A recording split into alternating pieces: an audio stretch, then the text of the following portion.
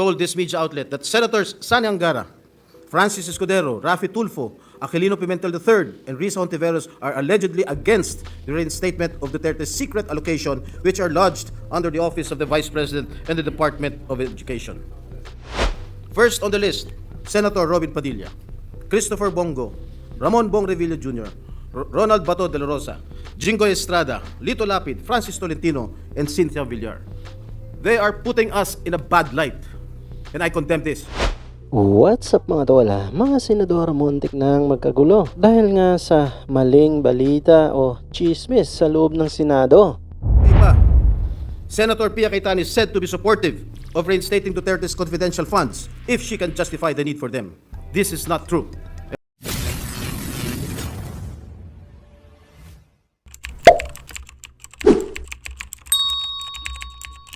Sa naganap nga na plenary session ng Senado ay muntika na nga magkagulo ang mga senador dahil nga sa maling balita o tsismis na ang pinagmulan ay sa loob rin ng Senado, na kung saan nga inilantad ito ni Senador Jingo Estrada sa kanyang naging talumpati sa naganap na plenary session, na kung saan nga hindi niya ito nagustuhan at ikinagalit nga niya ito. At ganun nga rin ang kapwa niya mga senador dahil nga sa balitang kanilang natanggap ay tila pinag-aaway-away o pinagsasabong sila.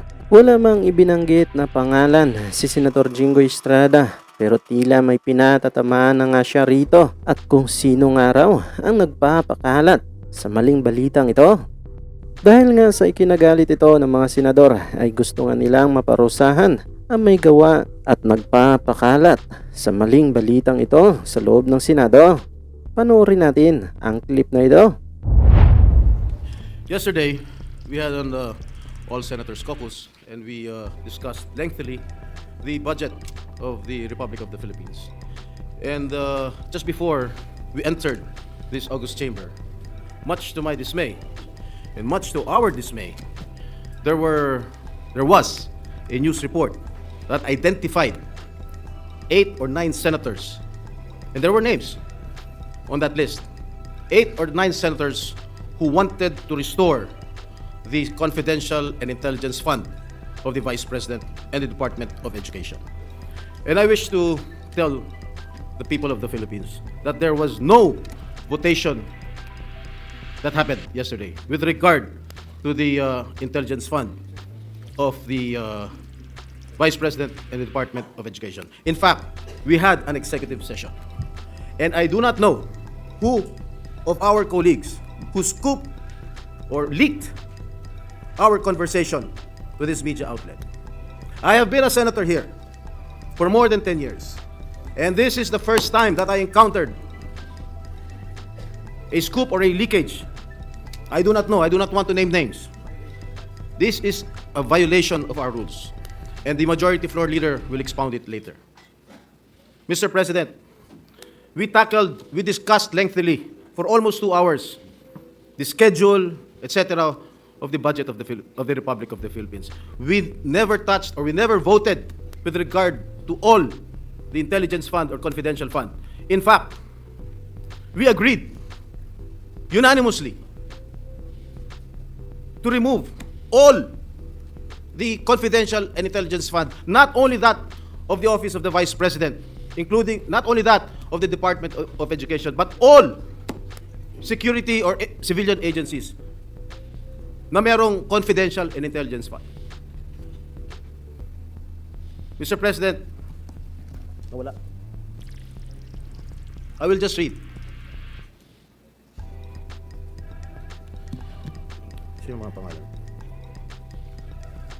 First on the list, Senator Robin Padilla, Christopher Bongo, Ramon Bong Revilla Jr., Ronald Bato de la Rosa, Jingo Estrada, Lito Lapid, Francis Tolentino, and Cynthia Villar. They are putting us in a bad light, and I condemn this. And I take offense on this. Nakalagay pa, Senator Pia Cayetano is said to be supportive of reinstating Duterte's confidential funds if she can justify the need for them. This is not true. And I hope Senator Pia Cayetano will agree with me.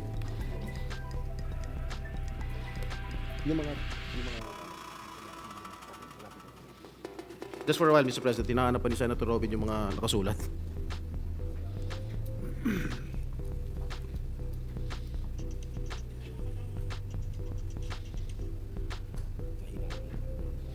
Mahina raw yung wifi. Ano ba tayo dito? Converge, PLDT, Secretary, DICT. Naku. Mr. President, Please proceed. thank you, Mr. President. And if I may quote, Anis Cooper told this media outlet that Senators Sani Angara, Francis Escudero, Rafi Tulfo, Aquilino Pimentel III, and Risa Hontiveros are allegedly against the reinstatement of Duterte's secret allocation, which are lodged under the Office of the Vice President and the Department of Education. Mali-mali po itong report, Mr. President. And I think Senator Angara must not be included in this list. And among the offices, Duterte's allocation was part of the 1.2 billion in confidential funds that the House realigned to agencies focused on the West Philippine Sea. Mr. President, tumayo po ako dito dahil masamang-masama po ang loob ko. I really felt insulted. And I think my other colleagues here also felt the same way, Mr. President. And Mr. President, I stand before you and I want to make this recommendation, maybe to talk to this media outlet or to summon this media outlet and ask them, who among us violated our rules? Who among us leaked what transpired in our executive session yesterday? That's all, Mr. President. Thank you, Senator Jinggoy. Before I recognize the other members, I'd just like to put on record, I too am very disappointed. I have been a senator for 4 plus 6, 10 plus 2, 12 years, and a member of Congress for 9 years. And when we say executive session, we are bound by rules of both the House of Representatives and when I was in the House of Representatives and rules of the Senate when I was elected as a senator. Before I recognize the majority floor leader on the repercussions of violating that rules, I would just like to put on record as well that we had a healthy discussion. There was no voting that took place. There was a healthy discussion on how we will treat this budget, particularly on the confidential and intelligence funds. It's not fair to say that one group was for this and one group was for that because in the end, tama po sinabi ni Senator Estrada, we were unanimous in the committee report that the good gentleman from Aurora will be presenting today. We are in full support of his committee report. Now, I am very alarmed. As a matter of fact, that's why we were late. I usually try to start at 3 p.m. We had a meeting with the leadership, Senator Joel Villanueva and Senator Lauren Legarda. We met because of the implications of leakages during executive session. The executive department and very sensitive agencies of government may no longer divulge information to the executive session if they know somebody might leak it. That's why I take this very strongly. And I make sure, and I told the majority floor leader that I even called up Senator Nancy Binay because she's the head of the ethics committee, that we have to send a very strong signal that this shall not happen again. So, majority floor leader. Yes, Mr. President. Before I give my statement, Mr. President, which I actually agree with your manifestation and the statements made by our dear colleague Senator Jinggoy Estrada. Senator Chis Escudero is seeking the floor to clarify something, Mr. President. Yes, Senator Escudero is recognized. Thank you, Mr. President. Mr. President, I agree 100% with what Senator Jinggoy Estrada said, that the account is not accurate and that is not what transpired in executive session. I hope, Senator Jinggoy, you and I will not be sanctioned for saying part of what happened, as you said. It was the unanimous consensus of the members of the Senate in executive session. So this is not, the facts contained in the article, Mr. President, Your Honor, is not a leak. Tsismis yun. So there is no leak to speak of really with respect to what truly transpired in the executive session. An attempt perhaps to create a story about it. But I confirm the statement of the good Senate President and the Senator Jinggoy that it was the unanimous position of the House, what Senator Angara will be sponsoring today and the other vice chairpersons. That was the unanimous position of the Senate and all the members of the Senate. Thank you, Senator Escudero. But before we ask our colleague to react, Senator Estrada, may we ask the majority floor leader, what are the rules, particularly in executive session? Yes, Mr. President. So we are all clear. Thank you very much. Mr. President, first of all, let me state and put into the records that I'm aghast of what happened, Mr. President, whether this is leak or pure chismis, the fact that it came out, Mr. President, and it appears blow by blow, and unfortunately, Mr. President, the figures, the numbers, even the names that were mentioned were disoriented, Mr. President. I would just like to put into the record of this chamber, Mr. President, what our rules say about executive session. What's this? On section 126 of our rules, Mr. President. Mr. President, section 129 of our rules Mr. President, it states here, and I quote, "Any senator who violates the provisions contained in the preceding section may, by a two-thirds vote of all the senators, be expelled from the Senate. And if the violator is an official or employee of the Senate, he shall be dismissed." I like to put that on record, Mr. President, because at the end of the day, it's not just the leak or chismis that we're talking about here, and I agree with Senator Jinggoy Estrada being one of our veteran senator here in the Senate, Mr. President. It's more of the sanctity. It's more of the sanctity of the executive session. We continue to perform our duties and responsibilities here in the Senate. During committee hearings of Senator Bato, he would call for executive session. Paano ho tayong pagtitiwalaan ng mga nasa executive? Paano tayong pagtitiwalaan ng taong bayan kung ang ating executive session ay nangyayari po yung mga ganitong pangyayari, Mr. President? And so again, Mr. President, let me And just... may I add, Majority Floor Leader, Section 28, the preceding section is very important. The President, as well as the senators and officials and employees of the Senate, shall absolutely refrain from divulging any of the confidential matters taken up by the Senate, and all proceedings which might have taken place in the Senate in connection with the said matters shall be likewise considered as strictly confidential until the Senate, by two-thirds vote of all its members, decides to lift the ban of secrecy. Thank So you, ganun Mr. President. katindi yung Very rules clear. natin. Very clear, Mr. President. Crystal clear, Mr. President. Mr. President, Senator Jinggoy is seeking the floor. Move that Yes, to be Senator recognized. Estrada. Thank you, Mr. President. I would like to associate myself with the comments made by the Majority Leader. Kahit chismis yan or gossip yan, walang problema sa akin yan. Ang problema, bakit o paano lumabas sa isang media outlet yung mga nag-transpire sa ating usapin kahapon. Yes. That is, for me, that is the most important thing. Thank you, Mr. President. Thank you very much. Senator, the Minority Floor Leader? Senator Bato de la Rosa is seeking the floor. Maybe we can give the Minority Floor Leader first if you don't mind, Senator. Yes, Mr. President. The Minority Leader, Thank you, Mr. President. Ako nga, ngayon ko lang po nabasa, disappointed nga ako sa report eh. Kasi nasabi doon na against ako sa restoration ng CF ng Office of the Vice President. Tama yun, pero kulang. Kasi kahapon ako sinasabi ko, tanggalin din ang intelligence fund ng Office of the President. So kulang yung report. Ipakidagdag sa report. Kasi the Office of the President is a civilian office, not an armed agency, and not a uniformed agency. So kulang po, pakidagdag na lang. You're not violating the rules because you're divulging your own position. Yes.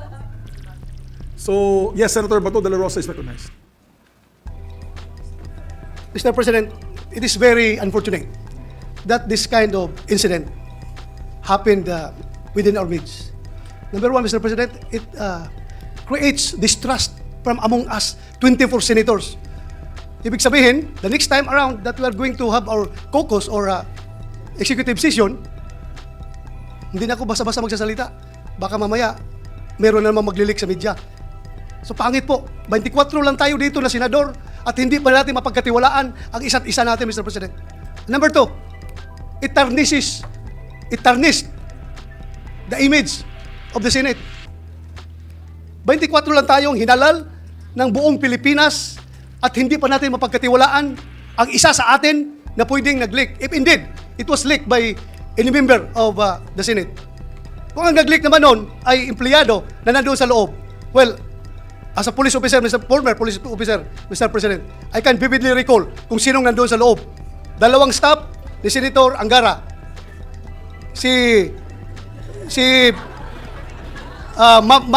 Mavic, Oh, Attorney Mavic. Attorney Mavic. At may isang kasama si Attorney Mavic na babae. So apat silang nalalaman ko na nandoon sa loob. Magprangkahan tayo dito. Dapat we have to made into account yung tao na responsable dito. Hindi lang na magsisend tayo ng stern warning sa kanila, kundi the damage has been done. Lumabas na yung balita niya, nasira na kung sinong dapat masira, but I don't care kung masira ang reputasyon ko. Ang sa akin lang, ma-preserve yung ating reputasyon as a Senate. Hindi po maganda yung hindi tayo magkakatiwalaan dito. 24 lang tayo, Mr. President. And the waiter staff, huwag mo kalimutan yung mga staff sa likod. Yung mga waiter din, yung nandun din Isama sila. natin sa investigasyon Isama niya, natin Mr. sila. President. So if the chamber wishes, I can ask Senator Nancy Binay, who is the chairperson of the Committee on Ethics, to look into this closely, if it is all right with the body. Yes, I support, Mr. President. I support the call of Senator Jinggoy Estrada that yung source nitong news na ito, if it is a politiscope, he has to be called before a hearing para malaman natin kung sinong source niya. At kung hindi siya magsabi ng totoo, I will be the first one to move for the citing in contempt of that media personnel, Mr. President. Ikulong natin yan kung ayaw magsabi ng totoo. Mr. President, this is not a laughing matter. This is serious. Filipino people are watching us right now. Sabihin nila, ganyan na pala Senado ngayon, hindi pa pagkatiwalaan. Sila lang nag-uusap. Maglilik pa doon sa media. It's very dangerous, Mr. President. Very dangerous. Masyadong akong dismayado. Thank you, Mr. President. We agree with the gentleman from Davao, and that's why after these proceedings, I will ask Senator Nancy B. Knight, Chair of the Committee on Ethics, to investigate the matter. Yes, Mr. President. After Senator, yes. Mr. President. May I move that the Senate Committee on Ethics conduct a hearing and invite the source of the news, Mr. President, so that everything will be cleared out. Yes, we'll ask the majority floor leader to make the proper referral and motion. Before we make the proper motion, Mr. President, may I just appeal to our dear colleagues to hear the sentiments of our Other colleagues. other colleagues. We have, Mr. President, Senator Pia Cayetano been waiting for quite a long time. Senator Sherwin Gatchalian and Senator Lauren Legarda as well. Senator Lauren also is here. Mr. President, if I may, with the permission of my colleagues, may I request that we discuss this in caucus now, because by saying what is true or untrue in the reported publication online, we are speaking about the executive session. And let me just remind the body of Section 129 of the Rules of the Senate. It is not even a matter of whether it's published online or hard copy. The mere divulging the executive session minutes or any part of it, who violates all the provisions in the executive session contained in the preceding sections by 2/3 vote, may be expelled from the Senate. It is a very serious violation, Mr. President, by a senator or an officer or a staff in Rule, what is this? 129. Yes, 129. Section 129. So, by saying that it is not true, or it is true in part, but in fact it is this and that, we are actually talking about the executive session. So it is my humble opinion, respectfully, I do not want to muzzle our colleagues, and if they want to speak on the floor, I leave it to your better judgment. But many of us feel strongly about this, and I respect the right of Senator Estrada for standing on the floor. But if we are going to speak about each and every line which was published, whether it is true or not, with all due respect to the publication which I've not read, may we discuss it in caucus in relation to 129 rule of the Senate. That is my humble suggestion. But I leave it to the members of the Senate if they want to speak about it in session. Thank you, Yes. Mr. President. We understand that many of our colleagues feel slighted, feel angry, and we could allow them to express their personal opinions and release their emotions to this chamber. Yes, Senator Pia Cayetano's recommendation. Thank you. Mr. President, let me align myself with the observation and recommendation of the Senate President Pro Temp. I did not stand, I did not raise my hand with the intention of clearing any statement I made. I did not even read that. I don't bother reading those kind of articles. I don't. So, nung nabanggit pa yung pangalan ko, nagugulat lang ako kasi I don't bother reading those articles and I won't comment on it. What I will say is this. I will say it not because I'm repeating what I said in caucus, because I agree with the Senate President Pro Temp that let's discuss it there. Because if our rules do not even make an exception. It does not even allow a senator to say, I will just repeat what I said. Walang ganun exception, Majority Floor Leader, correct? So I cannot stand up here and said, I will just be responsible for my statement. Ito po yung sinabi ko.